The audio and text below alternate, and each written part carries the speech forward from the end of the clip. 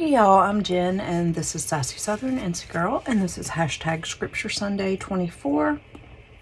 It is an open collaboration hosted by me where you can share scripture in any way that you choose. I usually do some type of creative journaling page. It is totally up to you though, whatever that you would like to share. And if you do share, I will add it to my playlist so that other people can see it. So this week, I don't know if you guys, some of you may have noticed I haven't been on very much. Still dealing with my puppy's recovery from his surgery. And then I picked him up on Tuesday of last week, and then as I was pulling out of the parking lot, my two kids that are still at home both contacted me and said they were feeling nauseous, and by the time I got to the school to pick them up, one of them was already throwing up and the other one started throwing up shortly thereafter. So they were out of school Tuesday, the rest of Tuesday and Wednesday, so I had that. My husband still can't lift very much due to eye surgery that he had at the beginning of the month. And this past week, Thursday was it Thursday? No, it was Friday. Friday was the 15-year anniversary of my father's passing.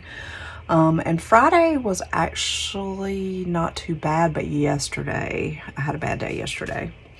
And I've just got some other stuff going on. It's just, it's a lot. It's very overwhelming. And I've been trying to really get into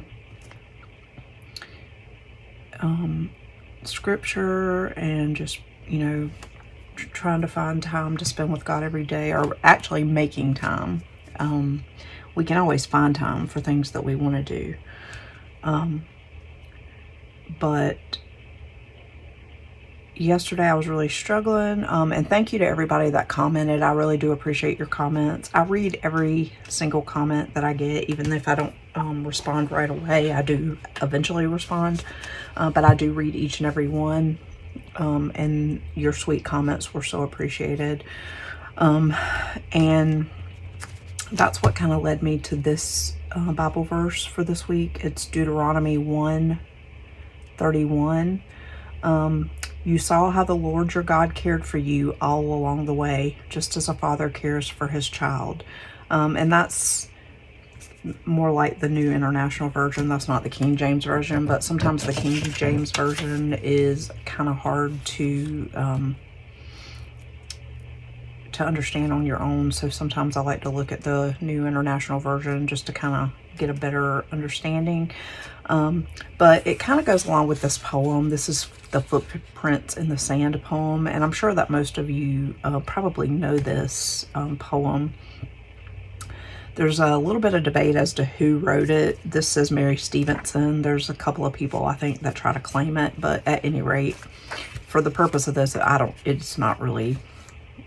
doesn't really matter to me who wrote it. It's more about what it says. I did watercolor this page off camera because I wanted to allow it to dry, but I tried to do kind of like an ocean sand vibe. I'm not really great at painting or drawing, so, but most of this is going to be covered anyway. But if you're not familiar with the poem, it reads, "One night, a man had a dream. He dreamed he was walking along the beach with the Lord. Across the sky flashed scenes from his life. For each scene, he noticed two sets of footprints in the sand, one belonging to him and the other to the Lord. When the last scene of his life flashed before him, he looked back at the footprints in the sand. He noticed that many times along the path of his life, there was only one set of footprints. He also noticed that it happened at the very lowest and saddest times in his life. This really bothered him, and he questioned the Lord about it. Lord, you said that once I decided to follow you, you'd walk with me all the way. But I have noticed that during the most troublesome times in my life, there is only one set of footprints. I don't understand why, when I needed you most, you would leave me." The Lord replied, My son, my precious child, I love you and I would never leave you. During your times of trial and suffering, when you see only one set of footprints, it was then that I carried you. And so that poem kind of relates to me to Deuteronomy 131, where, you know, God cares for you through all of your good times and your bad times. I also printed this photo of the Lord carrying this person, and it says, my precious, precious child, I love you and I would never, never leave you. During your times of trial and suffering, when you saw only one set of footprints, it was then that I carried you. So I want to put that in here as well. I just really love that picture. It's beautiful. But it's so true, you know, sometimes when we're at our lowest, it can be hard to remember that those are the, you know, I mean, we want to lean on God all the time and we want to thank Him always in good times and bad times for everything that He does for us. But especially when we're feeling down and low, sometimes it's hard to remember that He is always there for us. He always cares for us and He's always with us. And just because you don't necessarily see the fruit of what God is doing for you behind the scenes, it doesn't necessarily mean that, you know, well, it definitely doesn't mean that He's not working behind the scenes for you. But you know, God does things in His own time, and it's not always when we want it to happen. And as I've said before, we don't always understand why God allows certain things to happen, but unfortunately, you know, bad things do happen, and there's always a reason, even if we don't understand it at the time. You know, whether it's to help us to be stronger in Him, or to lean on Him, or to you know, learn more, or to spread His word, or, you know, we just never know what the reasons are. But we just have to trust Him that, you know, everything He's doing is for our good, and you know, He's not doing anything to harm us. He wants us to grow in Him and be stronger, and continue to trust in Him. And so I don't really have a whole lot to say today.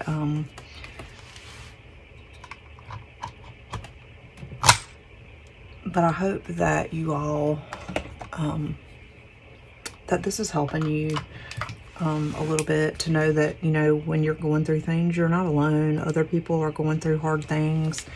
They may not always share it. They may not always,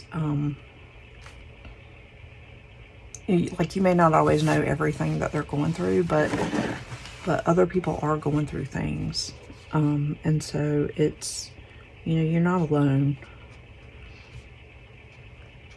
And if you feel like you are, you know, you always can go get in a quiet place by yourself and just, you know, reach out to the Lord.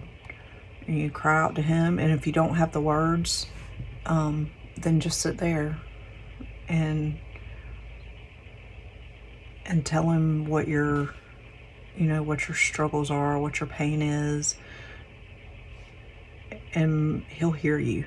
Even if you don't necessarily have the words, He knows. So in this passage, Moses is recalling God's part in the journey of him and the Israelites, and how they must never lose sight of God.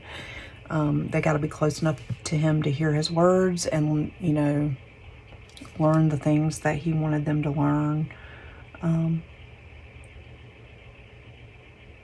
And there were so many times in the Bible when God sent things for His people that they didn't have.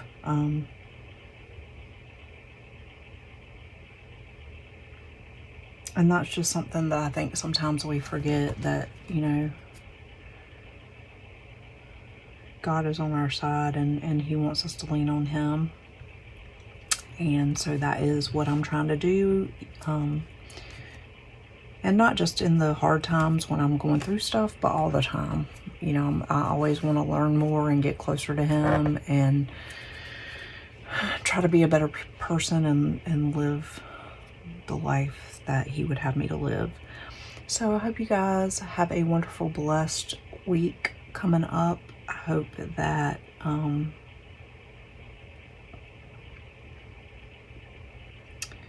that you stay healthy and safe.